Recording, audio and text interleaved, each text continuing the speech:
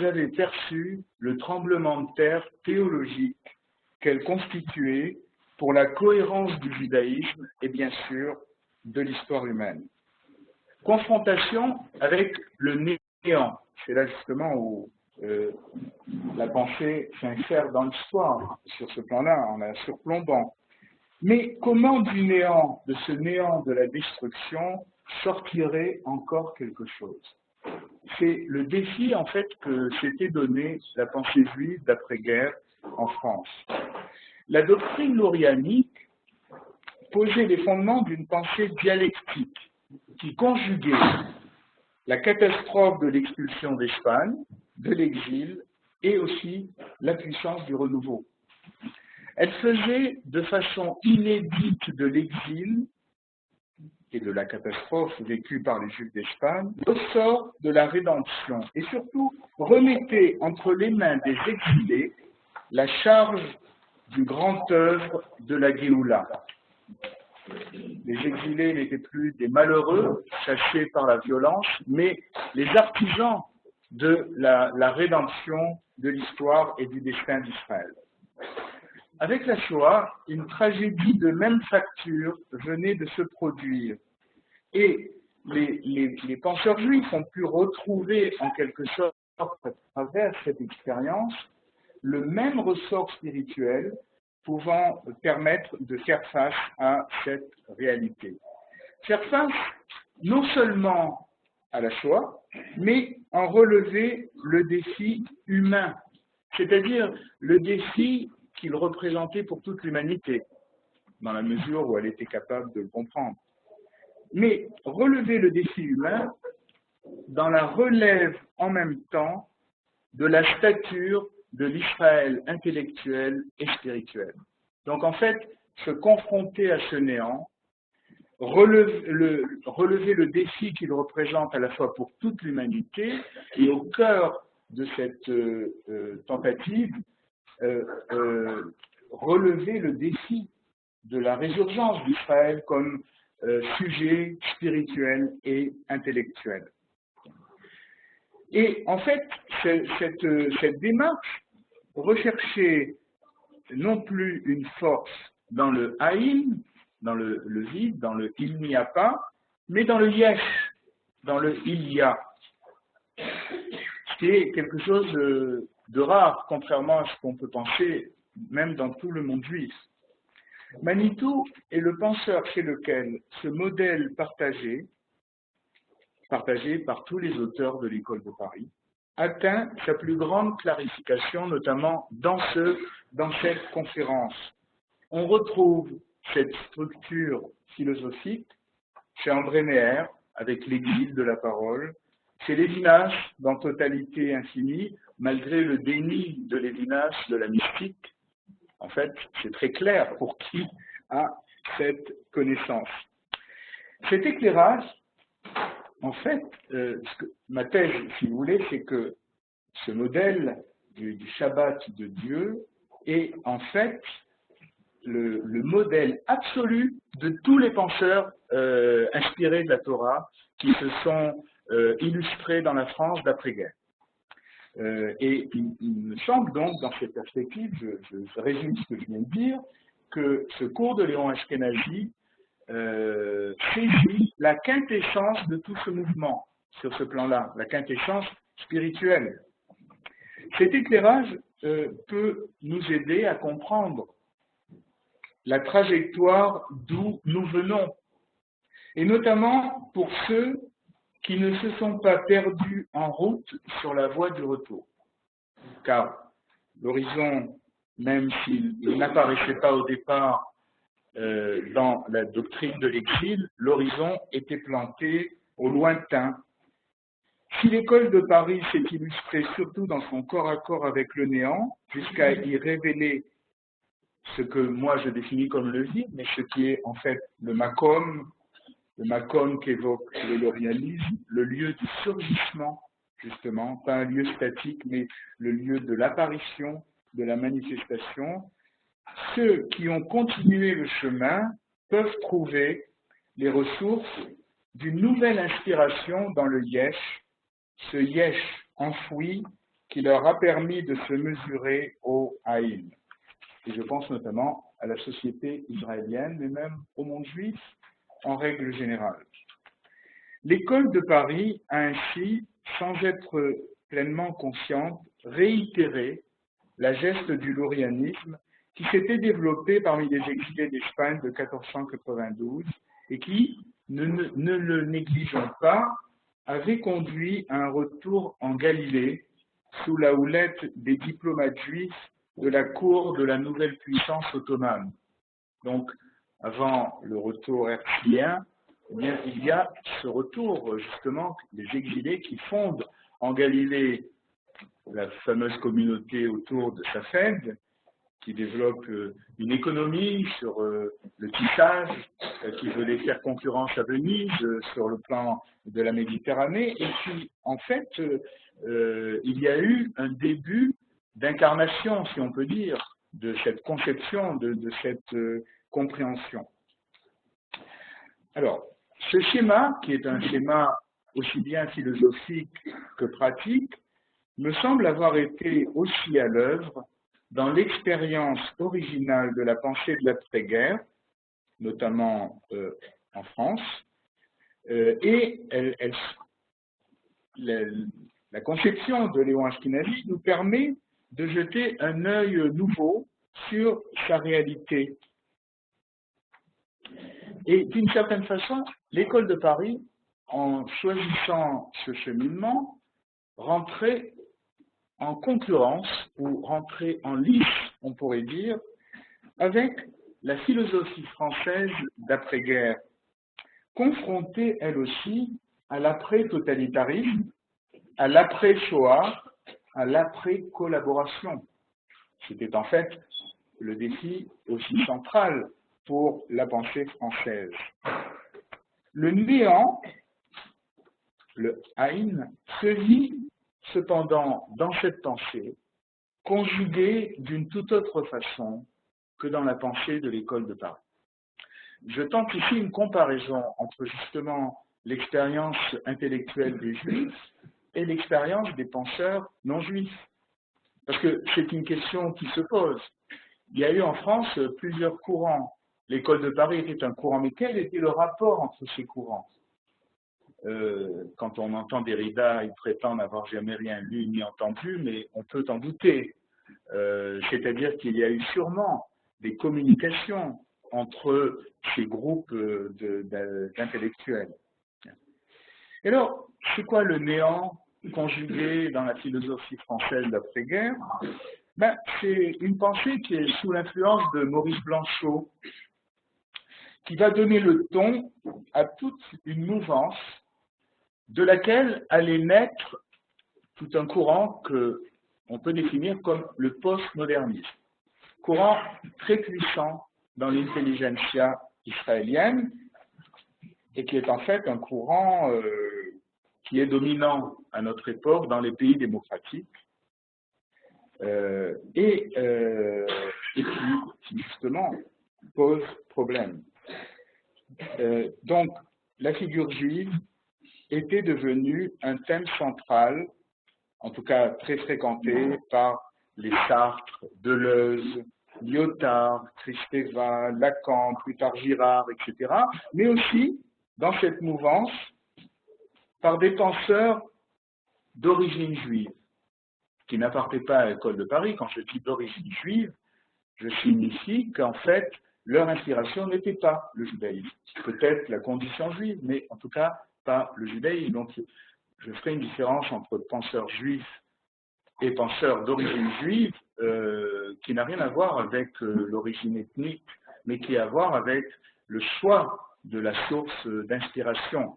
Bon, donc, il y a toute une école de penseurs d'origine juive dans la France d'après-guerre. Jabès, Derrida, Pérec, en littérature Modiano, etc. Autant de conjugaisons du néant qui résulte justement de l'après-guerre, et qui, lorsque ces penseurs, lorsqu'ils se confrontent au néant que la Shoah a donné à voir, s'y confondent sous la figure de l'exil. C'est formidable. J'ai été invité à une conférence en ligne d'un l'exil, regarde, mais un exil perçu dans sa portée esthétique et non éthique. À savoir que l'exil est valorisé.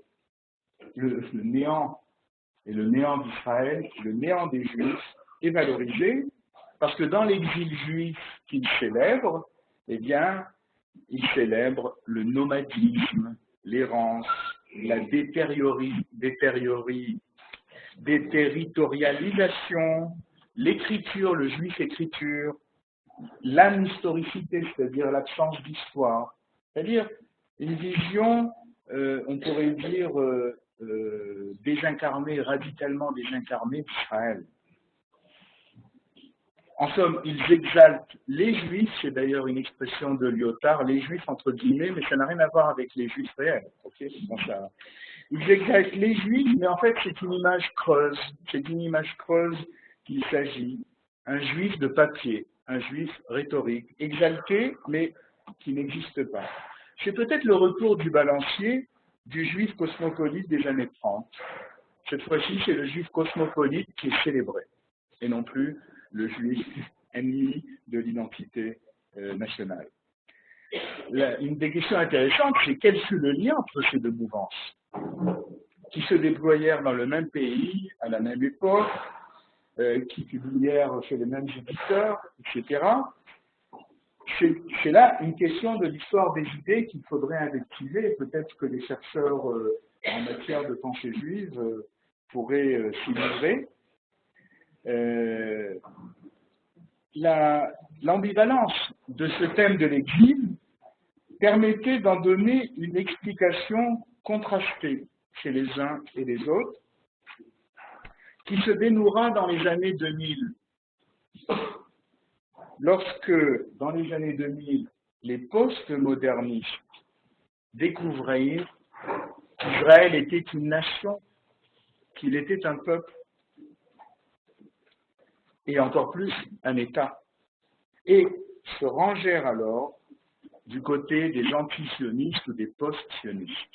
Et là, je tente d'esquisser une histoire de ce que l'on a appelé erronément le nouvel antisémitisme, qui est inspiré par un grand philosémitisme. C'est parce qu'on aime le juif de l'exil qu'on ne supporte pas qu'il soit soldat, par exemple, pour reprendre les images classiques que l'on voit à la télévision et de toutes parts.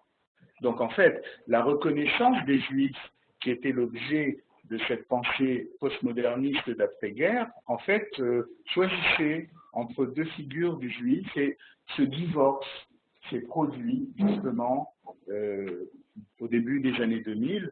Il a d'ailleurs sonné, avec d'autres causes, la fin de la possibilité d'une école de pensée juive en France, telle que on l'avait connue après la Deuxième Guerre mondiale. Donc il y a un avant et un après sur ce plan-là.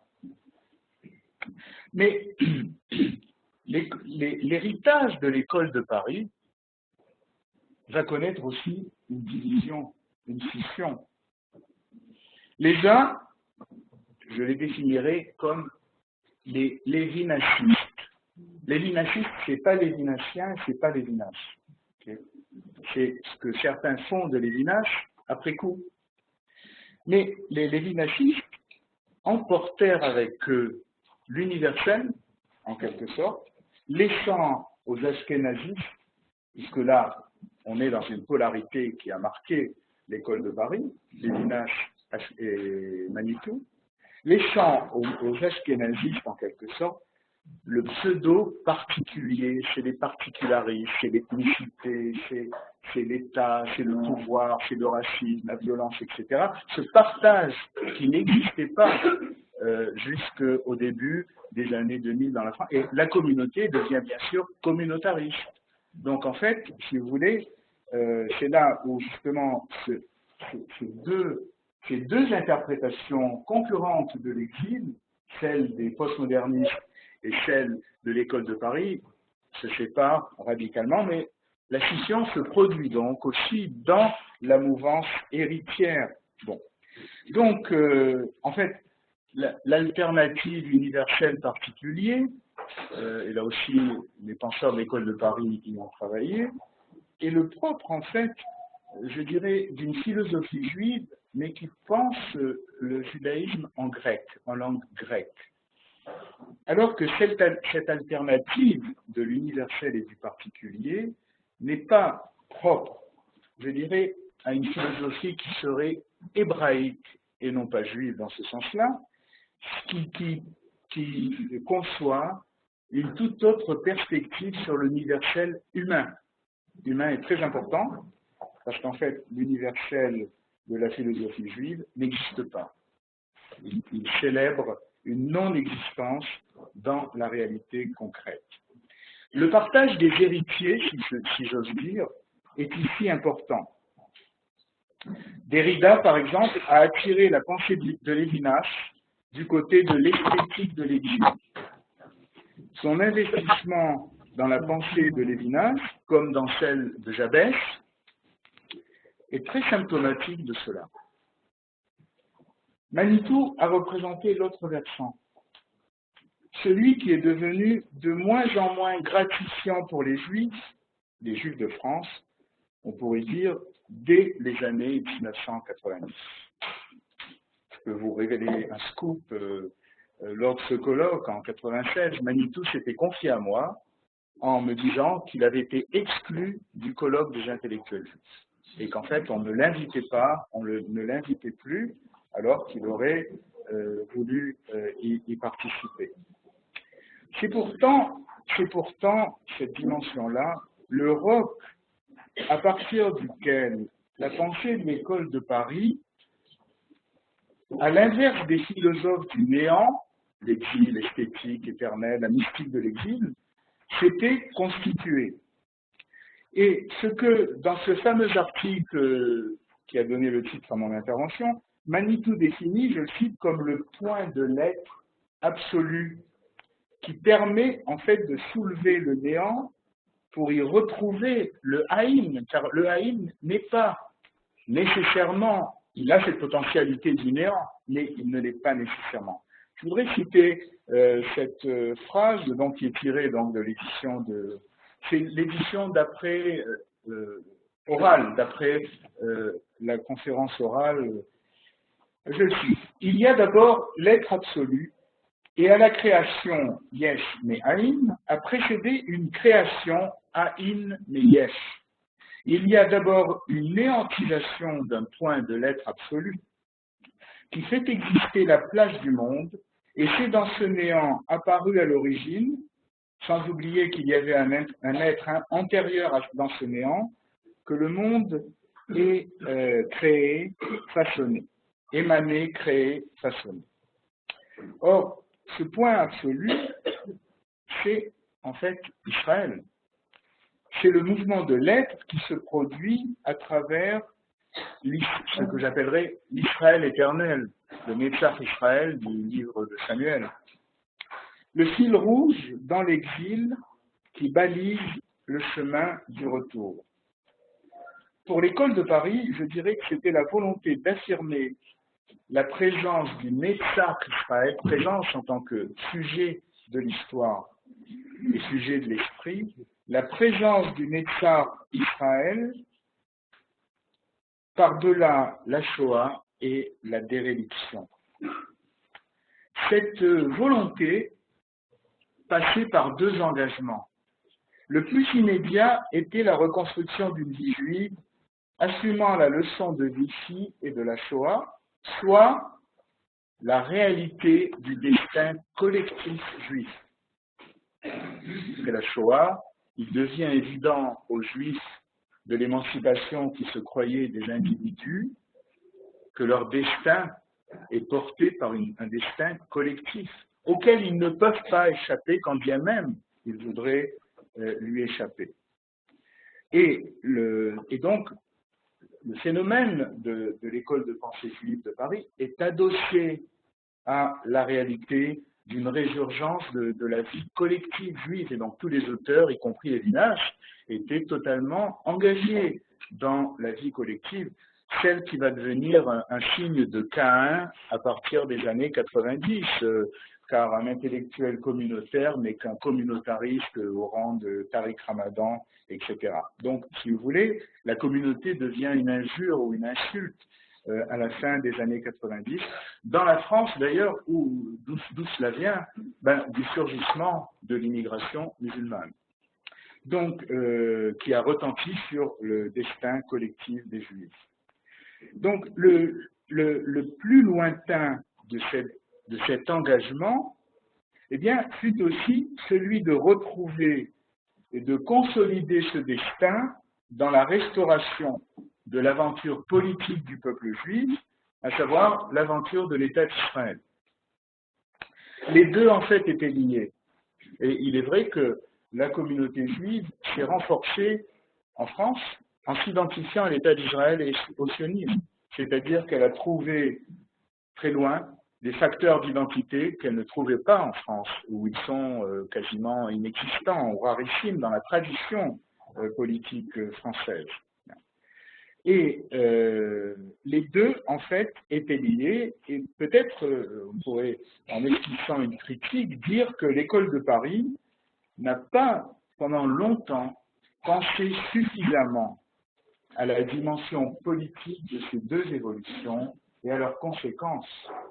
Parce qu'en fait, engager la condition juive et la vie juive dans une identité de nature communautaire et collective en France ouvrait sur une impasse, dans la mesure où la culture politique française ne souffre pas cette double allégeance, entre guillemets, que cette réalité représente, mais qui ne fut pas du tout vécue comme un problème par les juifs d'alors, ces penseurs juifs. C'est vrai qu'on était au lendemain de l'Ishi et de la Shoah, et qu'il était manifeste pour tout le monde que le destin des juifs avait été pour la tragédie collective. Et on aurait manqué de sérieux de fonder une continuité juive en négligeant cette dimension collective. Peut-être que le moment de la guerre des 6 jours a représenté justement un tournant de cette possibilité qui était plein de possibles, mais qui était peut-être une illusion sur ce temps-là. Et on pourrait trouver à redire que les penseurs juifs, une des défaillances, me semble-t-il, de l'école de pensée juive de Paris, c'est le manque de pensée politique, le manque d'analyse politique, justement, sur cette ouverture. Et en fait, la question du politique est une question qui est devenue centrale pour le peuple juif avec la résurgence d'un État juif, qui pose de très grandes questions de type théologique, halachique, historique, subjectif, etc. Si vous me permettez, je crois que même en Israël, il n'y a pas encore une très grande capacité de supporter le poids de la souveraineté. C'est-à-dire qu'une partie des Israéliens pense toujours dans des termes galoutiques, si on peut dire, ou diasporiques de ce point de vue-là. Bon. Donc, mais lors de ce fameux colloque là dont je parle, en 96, Manitou m'avait confié une idée dans un aparté, en me disant la résurgence d'une pensée juive en France sans l'appui d'une communauté juive, sans que cette pensée en fait puisse être défendue par une communauté juive, ne contribuerait qu'au renouvellement du christianisme. C'est très bien vu.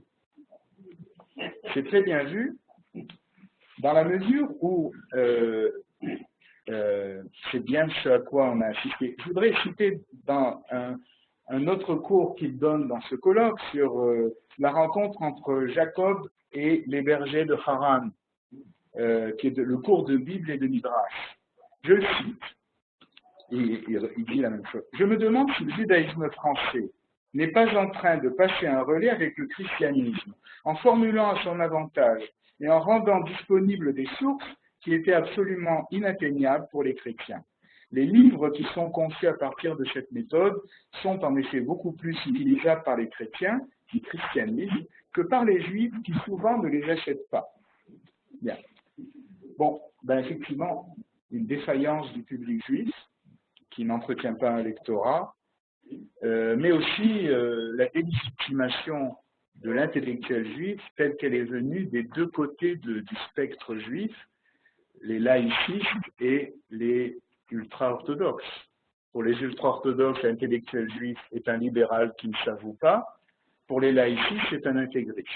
Et là, vous comprenez pourquoi. J'ai même entendu dire un grand intellectuel dont je tairai le nom, qui m'a dit, mais c'est l'école de Paris qui a ouvert la voie aux intégristes juifs. Bien.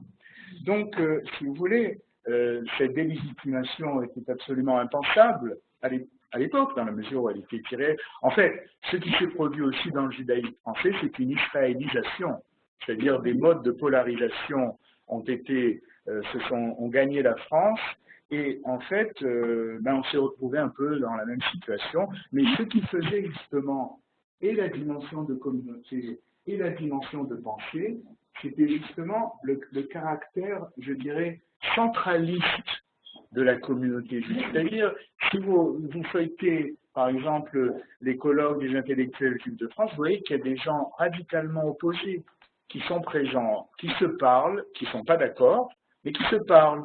Aujourd'hui, il y a une séparation des publics.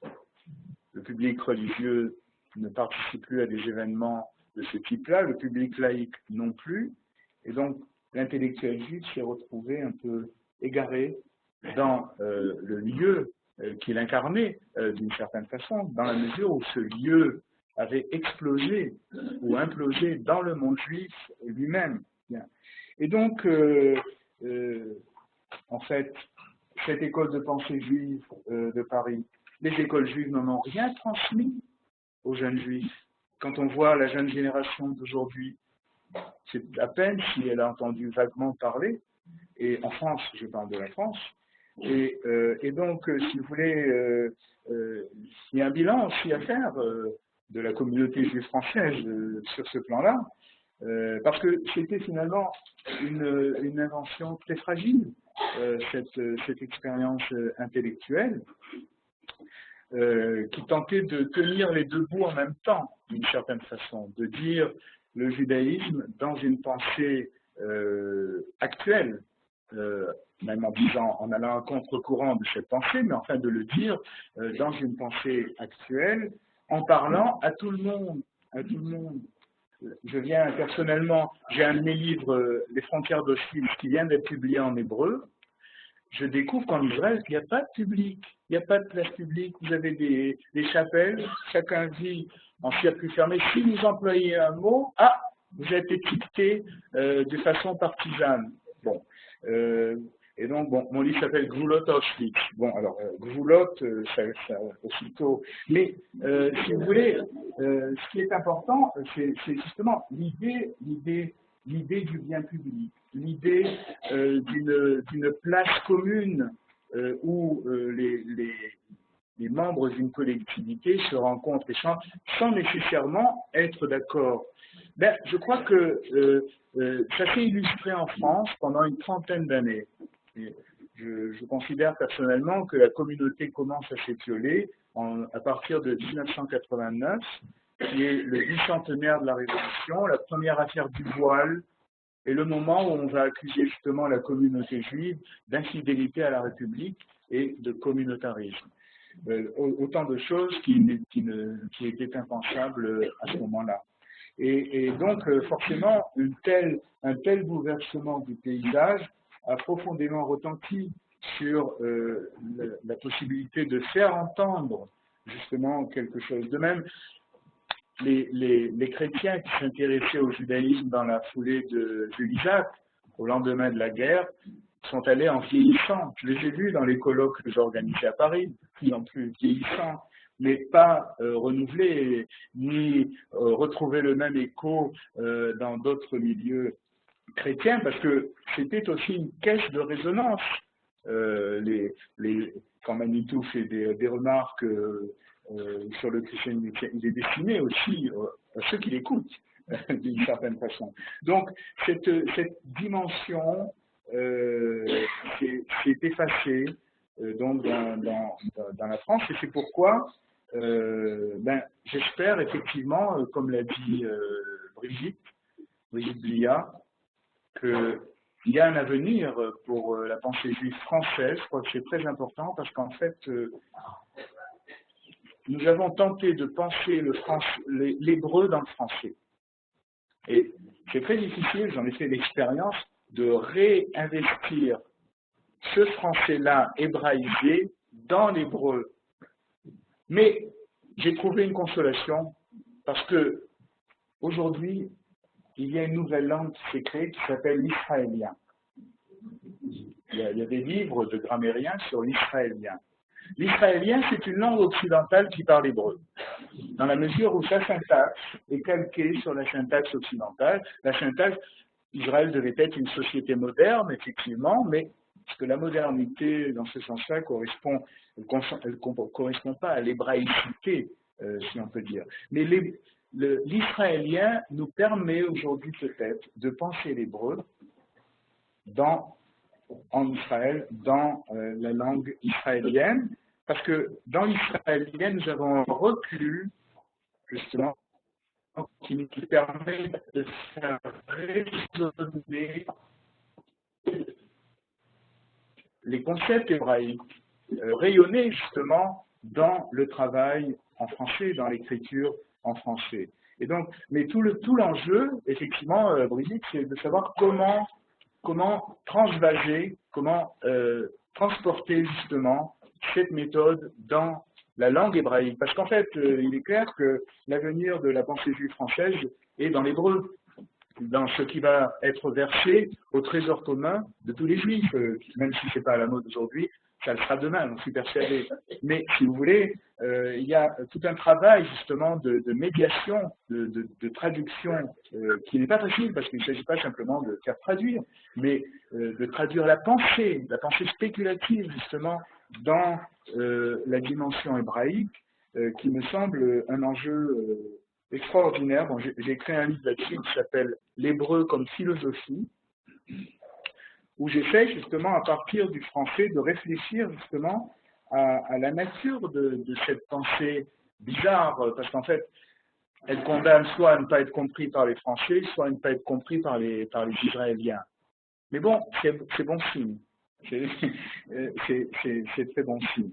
Alors, la communauté juive, ou la société israélienne, donne justement cette épaisseur existentielle qui permet à ce que l'effort de pensée ne s'en aille pas rouler de toutes parts. Bon. C'est Philon d'Alexandrie, le fondateur de la philosophie juive, qui est le fondateur de la théologie chrétienne. De la théologie chrétienne. Les pères de l'Église sans Philon d'Alexandrie n'existent pas. Mais Philon d'Alexandrie est un juif parfait, un juif fidèle, engagé dans la vie communautaire. Il est allé voir Caligula pour empêcher une xéra qui tombait sur les juifs, etc. Mais, si vous voulez, c'est un précédent intéressant pour la philosophie juive. On pourrait peut-être aussi multiplier cet exemple-là. Mais une philosophie hébraïque, justement, permet de faire entendre cette dimension sans qu'elle se déforme, sans qu'elle court le risque d'être galvaudée. Mais enfin, c'est encore un laboratoire, c'est quelque chose. Et je crois que la contribution de la pensée juive française pourrait aider justement à cette... les Israéliens sont inconscients, ne peuvent pas comprendre ça. Ils ne peuvent pas comprendre ça. Et on ne peut pas dire en hébreu ce qu'on a dit en français. C'est pas possible. C'est deux langues dont le génie est différent. Le croisement de ces deux génies est passionnant, très intéressant, justement, parce qu'il ouvre des horizons dans l'hébreu, dans le français, n'en parlons pas. Mais, si vous voulez, là, les Israéliens sont trop près de l'israélien comme langue pour pouvoir envisager cette distanciation intérieure qui permet justement de développer une pensée. Donc, l'engagement dans la communauté juive ou l'engagement dans la vie israélienne, c'est quelque chose, c'est un principe, c'est un critère capital de cet effort intellectuel. Et c'est pourquoi, bon, vous illustrez très bien ça en ayant des cours sur la réalité contemporaine, mais aussi sur la métaphysique, dans la mesure où ce qui est en jeu, en définitive, c'est bien Israël comme peuple. Et le peuple a justement cette dimension-là. Et de ce point de vue-là, l'école de pensée juive de Paris a marqué la naissance d'une nouvelle figure de l'intellectuel juif.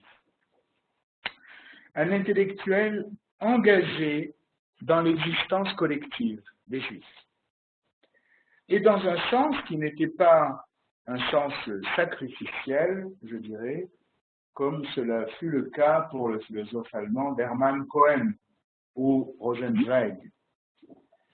Et en fait, je pense que c'est d'ailleurs un héritage de la tradition séfarade, justement, de concevoir la dimension politique de la condition juive autrement que sous la forme d'un sacrifice pour l'autre.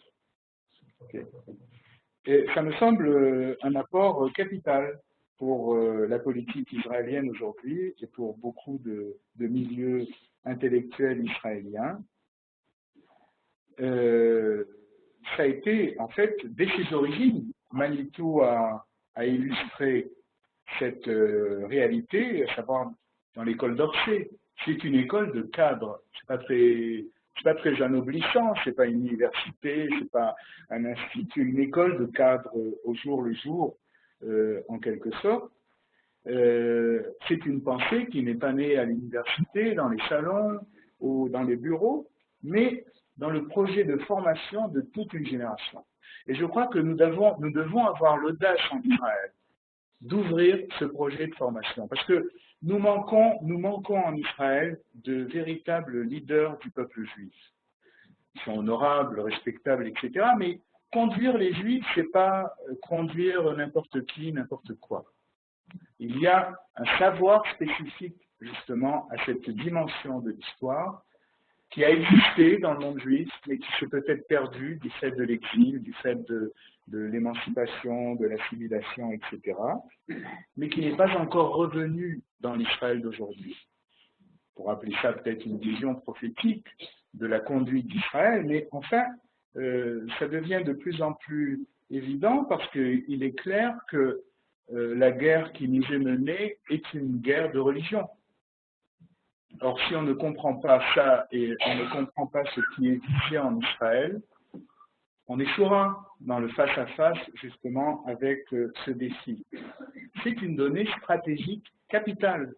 Ce n'est pas quelque chose de superflu, c'est quelque chose de capital sur ce plan-là, parce qu'en fait, c'est une entrée directe sur le destin juif, sur la donnée de l'existence collective, qui est aujourd'hui encore absente. Et donc, cet alliage, justement, de la communauté, prise en charge de la communauté, du sentiment de responsabilité pour la communauté d'Israël et d'un travail intellectuel, etc., cet alliage s'est brisé en France à la fin des années 80. Bon, je pense l'avoir pas mal analysé à travers beaucoup de livres, etc., parce que j'ai moi-même vécu ce drame, si on peut dire, quand la communauté d'après-guerre a disparu, tout en étant là. Aujourd'hui, il y a des communautés, il n'y a plus de communautés. La communauté juive n'existe plus sur ce plan-là. On pourrait dire, hélas, en Israël multiculturaliste, il y a différents groupes. Y a-t-il un kibbutz galouyot? Question à soulever encore, qui est encore devant nous et pas du tout. La communauté d'Israël, c'est pas un entassement de juifs. C'est bien plus que ça. Et c'est là, justement, où il y a la dimension de la conduite d'une collectivité. Donc, cette dimension-là, ben, il faudrait, si j'ose dire, il faudrait qu'elle se déploie à nouveau en Israël. Et je crois que le judaïsme français pourrait, malgré son état un peu lamentable, pas celui qui est en France, mais même, il peut y avoir des partis, eh bien, pourrait contribuer justement à cet alliage qui est impensable. Parce que regardez aujourd'hui l'intellectuel israélien moyen, bien, il est en rupture avec son peuple, avec la société, avec l'État. Il est en rupture. Il pense que sa dignité vient justement de sa rupture avec le destin collectif. Ça peut prendre des formes académiques, des formes religieuses également, la forme du post-sionisme, de l'anti-sionisme, du postmodernisme, de l'anti-souverainisme, etc. Et donc, il me semble qu'il y a là pas seulement un enjeu intellectuel qui est posé, mais également un enjeu que je définirais dans le beau sens du terme, un enjeu politique, c'est-à-dire un enjeu qui concerne la cité et pas uniquement l'esprit. Les deux vont de pair de toute façon, mais c'est cette coordination, cet alliage qui est défaillant aujourd'hui et qu'il faudrait impérativement retrouver. Je crois à quoi nous pouvons peut-être aider en trouvant effectivement des façons de traduire, de transmettre, des médiations qui permettent de le communiquer. Et de ce point de vue-là, la présence des Juifs originaires de France en Israël porte une vocation. C'est pas simplement revenir à la maison, comme on dit, pour poser sa valise, etc. Sans compter qu'il y a des problèmes pour poser sa valise, mais si vous voulez, il y a une vocation, nous pouvons avoir une vocation, et c'est ça qui me semble important. Il y a eu un esprit du judaïsme français d'après-guerre. Ce n'est pas n'importe quoi. Je crois que c'est la seule expérience dans tout le monde juif. Ni aux États-Unis, ni en Israël, nous n'avons vu une chose pareille. Okay ? Bien. Alors, il faut, en quelque sorte, ce moment-là est passé, nous sommes dans une autre ère, dans une autre époque. Le défi, qui d'ailleurs était le défi des séfarades exilés d'Espagne, ils ne parlaient plus l'espagnol, mais le turc, ils se retrouvaient dans d'autres univers, ils ont dû se réajuster à la nouvelle donne de leur destin en inventant quelque chose de nouveau, qui reprenait le passé, mais qu'ils inventaient à ce moment-là, si vous voulez. Et je crois que le judaïsme français doit viser à son intégration, mais il doit aussi retrouver cette vocation ou cette inspiration, parce que c'est sa raison d'être en Israël. On dit dans la tradition que les Juifs sont répandus dans toutes les nations, mais chaque Juif originaire de chaque nation transporte l'esprit de cette nation dans l'unité d'Israël. Bon, il ne s'agit pas de transporter nécessairement l'esprit de la nation française, mais en tout cas l'esprit de cette expérience qui est née et qui peut survivre dans une autre traduction, dans une autre formulation, qui peut survivre justement dans la société israélienne. Et ce serait véritablement ce qu'on peut appeler l'intégration. Mais ce n'est pas l'intégration physique, corporelle, etc., mais une intégration, on pourrait dire, spirituelle, une intégration vocationnelle, une intégration intellectuelle, dans un cadre d'ailleurs où cette intégration posera des problèmes, parce qu'elle bouscule les cadres reçus, les bouscule totalement, quitte à apparaître ou ridicule, ou naïve, ou insuffisante aux uns et aux autres, ceux qui sont aux extrêmes. C'est entièrement faux. C'est eux qui sont dans l'erreur, en tout cas pour ce qui est d'un peuple juif, et c'est là que nous pouvons avoir une signification. Moi-même, je reviens d'Israël, dont je suis le citoyen depuis 1969, car j'ai fait mes études à Jérusalem. Je reviens à 68 ans, 67 ans l'an dernier, avec ce projet de faire quelque chose, de contribuer. Pas d'aller au café de la plage en tant que retraité, mais au contraire de contribuer. J'ai eu la chance de parler l'hébreu, peut-être pas de façon parfaite, mais enfin de parler, de lire. Et en fait, c'est l'idée qui m'a animé, aussi avec ce sentiment que la vie juive en France, d'abord, n'avait pas d'avenir, pour toutes sortes de raisons objectives. Il ne s'agit pas d'humeur, mais des raisons sociologiques, politiques, objectives, celles que nous avons connues. la vie juive que nous avons connue dans la liberté et la dignité. Bon. Et que c'était finalement très triste. J'ai écrit 24 livres, mais qui s'en souviendra dans 50 ans? C'est le changement de langue. Si effectivement la condition juive française doit se transporter en Israël, que deviennent les livres écrits en français? C'est un souci d'écrivain. Parce que d'un côté, il déserte le public français, mais comme l'a dit Manitou, il s'est réduit de plus en plus parce que les Juifs ne lisent plus. Bon. Et sans pouvoir atteindre le public israélien à ce niveau-là, que deviendront nos livres? C'est ça la vraie question. Il faut les traduire, il faut beaucoup d'argent pour les traduire. Il faut en faire de nouveau, oui, et d'accord. Bon, est-ce qu'on peut recommencer une vie X années après? Parce que nous avons malgré tout dans notre tradition des choses acquises, des idées qui ont été installées, qui se sont...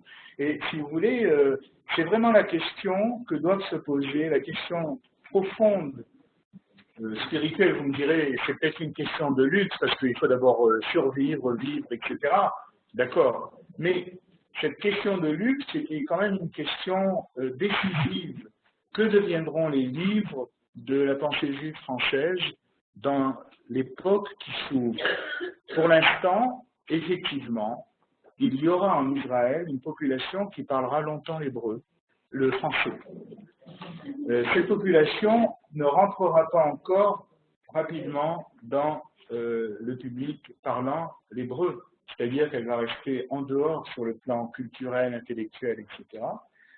Et donc, il y a encore une justification de ce point de vue-là, mais je pense que ça nous laisse le temps aussi de travailler à ce transfert de savoir, ce transfert de pensée, à le déposer finalement dans la langue, dans l'israélien, pour une fois, de le déposer dans l'israélien, et on traduit bien Michel Foucault et Roland Barthes ou Lacan en hébreu, alors on peut traduire André Meyer, et donc, si vous voulez, oui, parce que c'est quand même, c'est une langue un peu complexe, hein. C'est pas le français de Voltaire, mais un français qui s'est un peu germanisé au 19e et au 20e siècle. Et donc, ça laisse justement un temps décisif, justement, pour l'avenir de cette transmission. Et voilà, donc félicitations Brigitte pour avoir continué tout ce travail. Bon, j'espère moi-même faire beaucoup de choses, mais le temps nous dira sur ce plan-là. Voilà.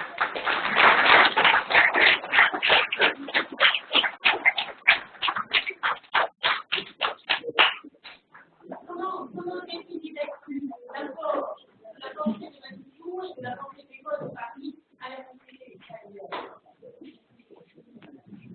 D'abord, cette capacité à trouver dans le judaïsme une pensée spéculative et une pensée créative. Car dans les cadres institués du judaïsme, notamment israélien, on a perdu l'idée qu'il y a encore une créativité devant nous. Il n'y a pas seulement qu'à répéter le passé. Pas du tout. Il y a encore une œuvre à créer. Et donc, je crois que la grande audace intellectuelle que ça a représenté, c'est justement cette ambition, cet orgueil de créer de la pensée, de faire que la pensée, qui est le résultat de 30 siècles, continue encore à progresser et à avancer. Je crois que ça n'existe nulle part. Tout s'est arrêté dans le monde ultra-orthodoxe. Ok. Quant à l'Académie, elle considère qu'Israël est un corps mort qu'il faut disséquer. Et donc, si vous voulez, je me rappelle mon grand étonnement quand j'ai commencé mes études à l'université hébraïque. Ça m'a pris 3-4 ans pour comprendre ce qui se passait. Mais je ne trouvais pas la puissance de la pensée juive, qui est une grande pensée, pas simplement un commentaire d'un texte ringard, etc. Et donc, ça s'est amélioré, mais pas vraiment. Pas vraiment, parce qu'il y a justement cette dimension-là. Donc, en fait, cette ambition de produire une pensée, de créer une pensée qui soit spéculative et qui signifie que le peuple juif et l'esprit d'Israël est encore vivant. Je crois que ça, c'est quelque chose de très important, qui est vraiment une audace. Alors, ça ne veut pas dire que cette pensée tournait le dos à l'université ou à la rigueur ou à la foi, certainement pas. Mais néanmoins, il y a eu cette dimension-là, et ça, c'était tout à fait nouveau, d'autant plus que cette pensée ne se contentait pas d'être simplement une métaphysique, mais elle assumait, elle prenait en charge le destin collectif. Ce qui n'était pas le cas, par exemple, Rosanne Isaac, c'est clair. Hermann Cohen, c'est ambivalent, parce qu'Hermann Cohen, qui est en fait l'inspiration de Lévinas, Hermann Cohen, s'il était radicalement opposé au sionisme, maintenait l'idée qu'il fallait sauvegarder ce qu'il appelait une nationalité juive. Une nationalité juive qui était en fait une forme de suicide à l'époque de l'État-nation. Une nationalité juive sans État, c'était un suicide politique sur le plan de l'État-nation. Et donc, cet alliage n'existe pas en Israël. Ou bien vous êtes un intellectuel distingué, tourné vers le monde extérieur, qui critique la politique israélienne, telle chose, etc., ou bien vous n'êtes pas un intellectuel. Mais oui, c'est ça qui est... Vous faites partie, je ne sais pas moi, des Ménachké Mezuzot, qu'on avait entendu sur la Kikar Rabin aux dernières élections. Et donc, si vous voulez, là, c'est quelque chose de nouveau en Israël. C'est quelque chose de nouveau. Pardon? Oui, Brigitte, tu fais la présidente de séance?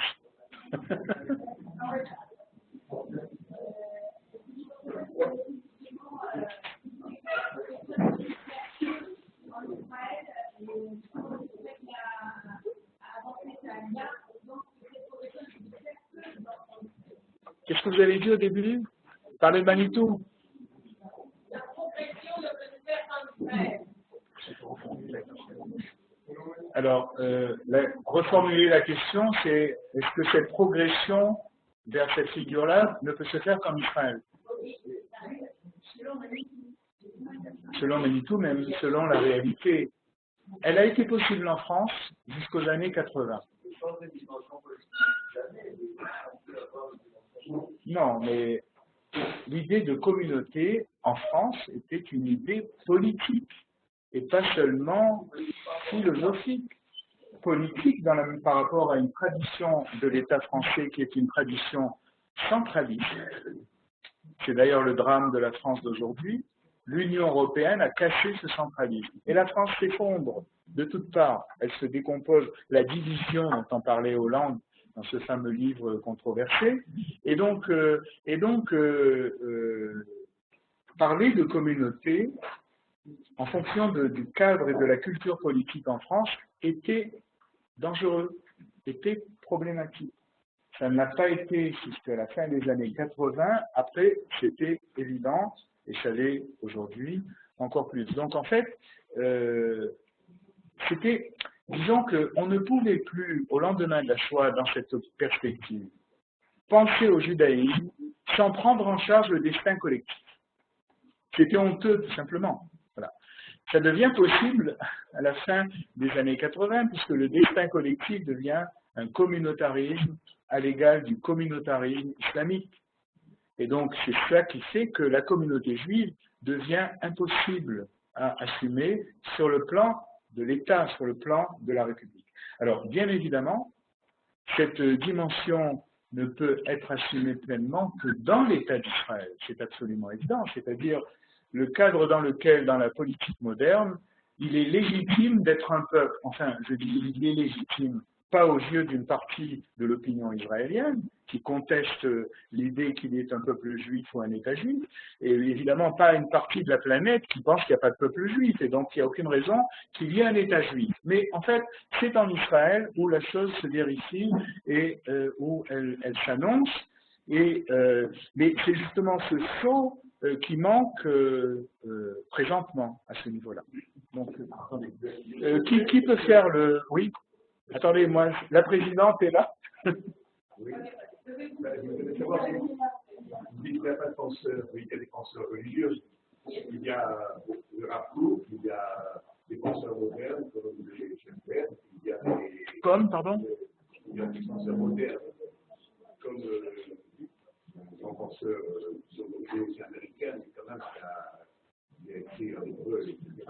Et il y a nos grands rabbins qui ont des pensées, des réflexions sur le pays. Alors là, si vous voulez, il y a une question que je voudrais soulever, c'est que l'autorité d'un intellectuel n'est pas celle d'un rabbin. Il peut y avoir des rabbins intellectuels ou des intellectuels rabbiniques, d'accord? Mais c'est un autre type d'autorité. Le rabbin, il a une responsabilité pastorale, si l'on peut dire, justement, mais ce n'est pas le rôle de l'intellectuel sur ce plan-là. Et en fait, et donc, si vous voulez, si je vois la galaxie des ceux qui sont qualifiés d'intellectuels israéliens, vous trouverez très peu de gens qui ont une connivence justement avec la Torah ou avec le judaïsme et la pensée juive, mais il y a... Oui, mais enfin, on n'a pas encore, c'est très bien, je sais.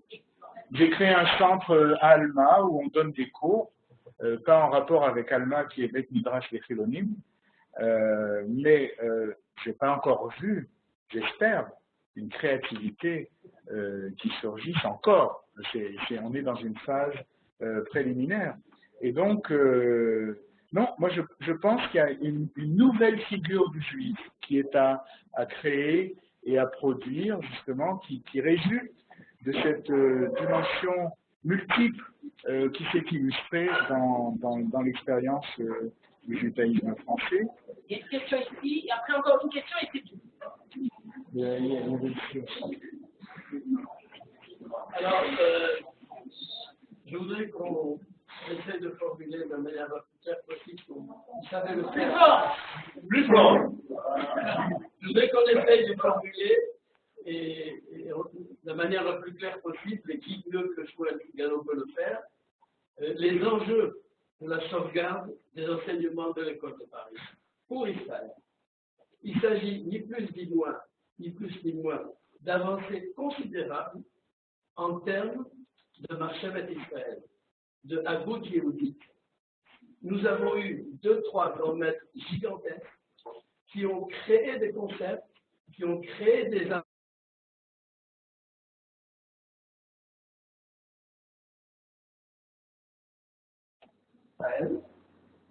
et c'est de cela qu'il s'agit. Ce n'est pas une chose négligeable.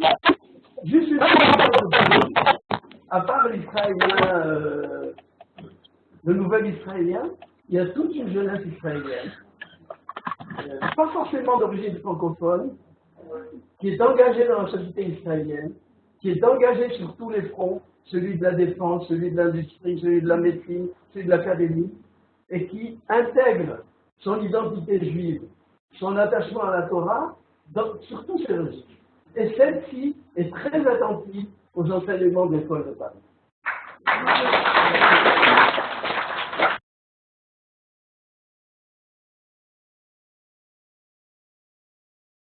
Sont quelques milieux du sionisme religieux, justement, où il y a une population jeune, c'est ça qui est aussi important, mais on n'est qu'au début de ce processus. Moi, j'ai cru entendre ce que vous disiez que j'étais pessimiste. Pas Non, pas du tout, pas du tout. Je voudrais, excusez-moi. Je pense que je viens de dire sur le Trigano, les 4 derniers mots sont vraiment importants. Il faut que nous soyons capables, en tant qu'Israéliens, qui avons le droit d'avoir certaines exigences compte tenu du prix que nous payons au jour le jour, mais il faut que nous soyons capables d'écouter un discours qui soit perspicace, sans le qualifier de pessimiste ou de critique outre mesure. C'est le cas, je me permets de le dire, j'ai eu la chance d'avoir Shmuel Trigano comme directeur de thèse très exigeant au niveau universitaire mais très humain au niveau de la relation humaine, justement. Et parfois, je suis des interventions de Joël Trigano avec nos publics, et c'est un appel que je fais. Soyons capables d'entendre une critique. N'oublions pas que la critique, la prophétie, c'est elle qui l'a initiée dans l'histoire du monde et dans l'histoire des idées, et c'est elle qui nous fait avancer au jour le jour. Alors, je ne veux pas dire que Joël Trigano est un prophète, il ne l'accepterait pas, il y a quelque chose de prophétique dans son propos. Bon, en tout cas, si vous permettez un mot, mon dernier livre s'appelle Le Nouvel État Juif. Le Nouvel État Juif, il doit sortir en hébreu dans quelques mois. Dans ce livre, je ne m'en tiens pas à une analyse de la situation, mais je propose comment je vois les choses, sur le plan des principes, évidemment. Donc, en fait, ça peut répondre au constat de la réalité, parce qu'il est bien évident qu'il y a encore des choses à faire en Israël, qu'il y a une nouvelle époque du sionisme à ouvrir, il y a une restauration de l'État à accomplir, il y a des problèmes sur le plan démocratique, sur le plan du caractère juif. Ne parlons pas du khinour, de l'éducation, où il y a des défaillances considérables. Et donc, si vous voulez, je crois que nous avons eu la chance, peut-être pas la génération d'aujourd'hui, mais nous avons eu la chance d'être le produit d'une vision du monde qui rassemblait tout. Et donc, qui fait qu'on est à l'aise sur toutes les scènes, en quelque sorte, là où justement, dans la société qu'Israël a héritée de son passé, il n'y a que des cloisonnements. Et c'est ça qui me semble très important.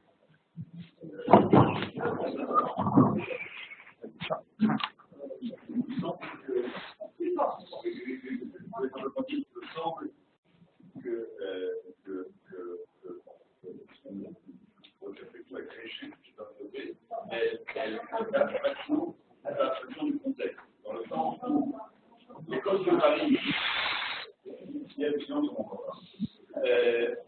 L'école de Paris, c'est une des évidences de l'école de Paris, c'est son influence.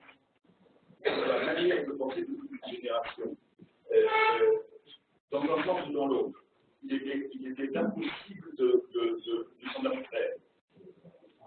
Et cette influence-là, elle a existé sur un terreau qui était la pensée française. Il est impossible de dire qu'en Israël, il n'y a pas d'intellectuels juifs. Il existe des intellectuels juifs comme, malheureusement pas trop évident, comme le professeur Echado Lebovic ou le Rameau. Mais il y a une absence de cloisonnement qu'a connu l'école de Paris à cause du terreau, qui est le terreau israélien, qui est relativement différent du terreau français. Et je pense que si on veut renouveler le développement de l'intellectuel juif, il faut prendre en compte le contexte israélien profondément influé. Je pense que c'est ce qu'a fait le mouvement des Yeshivot Elder. J'ai été des Yeshivot Elder, mais avec un manque de volonté d'influer sur l'intellectualisme global qu'avait l'école de Paris. La question est comment reproduire le modèle sur un terreau complètement différent. Bon, alors, j'ai parlé de l'intellectuel juif comme une forme particulière de personnalité, d'accord? À la même époque, d'ailleurs, apparaît en France un intellectuel catholique. C'est une réalité également, si vous voulez. Et donc, je n'ai pas parlé du fait qu'il y ait des hommes qui sont des intellectuels. C'est pas ça. Oui, mais j'ai parlé d'un intellectuel. L'intellectuel juif, c'est cet alliage de la pensée et de l'assomption de la condition collective. Voilà. Or, Si vous regardez Leibovitz, excusez-moi, pour moi c'est un penseur chrétien qui pense en hébreu, mais il y a au contraire une rupture radicale entre sa pensée et la cité. Et donc, si vous voulez, je suis tout à fait opposé personnellement à cette vision des choses qui me semble, qui existe dans le judaïsme et qui ne me semble pas justement enraciné justement dans cette dimension-là. Donc, l'intellectuel juif, c'est cette figure-là. C'est pas le fait d'être un intellectuel, etc. Bien sûr qu'il y en a partout.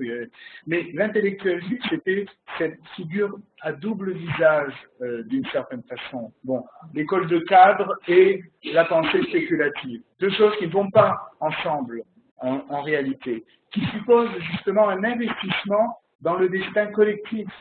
Or, je suis désolé, mais je ne vois pas beaucoup d'intellectuels, non pas des rabbins, etc., d'intellectuels israéliens qui sont engagés dans cette voie-là. C'est plutôt le contraire. C'est plutôt l'accablement d'Israël en tout cas, qui parvient à l'Europe. Les voix qu'on entend, ce sont ces voix-là. Alors, par ailleurs, vous avez absolument raison. Cette expérience n'a été possible qu'en France. Elle n'aurait jamais été possible en Israël. Et c'est la question qui doit être posée. Pourquoi, justement? Elle n'aurait jamais été possible en Israël. Ni sur le plan de la liberté de penser, ni sur le plan de la publication chez les éditeurs, ni sur le plan de la réception. C'est encore vrai aujourd'hui. J'en fais l'expérience sur ce plan-là. Et donc, si vous voulez, parce que nous ne rentrons pas dans les cases du mental, de la culture israélienne. Donc là, si vous voulez, c'est justement, il ne faut pas se gorger d'illusions. C'est une réalité. C'est une réalité vécue. Et donc, à ce niveau-là, je crois que cette expérience qui n'a été possible qu'en France, et il faut être reconnaissant à la France d'avoir accueilli, d'avoir publié, d'avoir laissé possible ce développement, il n'était possible ni dans l'Israël d'avant, et peut-être pas encore dans l'Israël d'aujourd'hui. J'ai fait cette expérience à l'université, je l'ai fait il y a 40 ans, et si un jour je me suis posé une question, c'est en constatant ça avec l'impossibilité de le comprendre. Je ne comprenais pas pourquoi je pouvais me sentir étranger dans l'université du peuple juif, qui est l'université israélienne. Et donc, j'ai beaucoup travaillé pour comprendre quelque chose. Je crois avoir compris, ok, mais je pense qu'il faut apporter un changement, si nous le pouvons, parce qu'en fait, c'est un changement vital pour l'esprit israélien.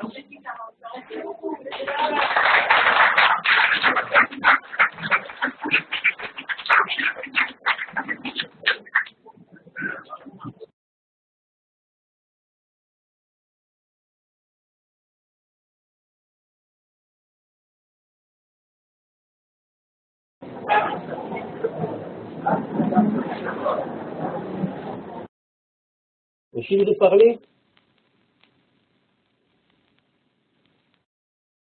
Oui, alors attendez une seconde.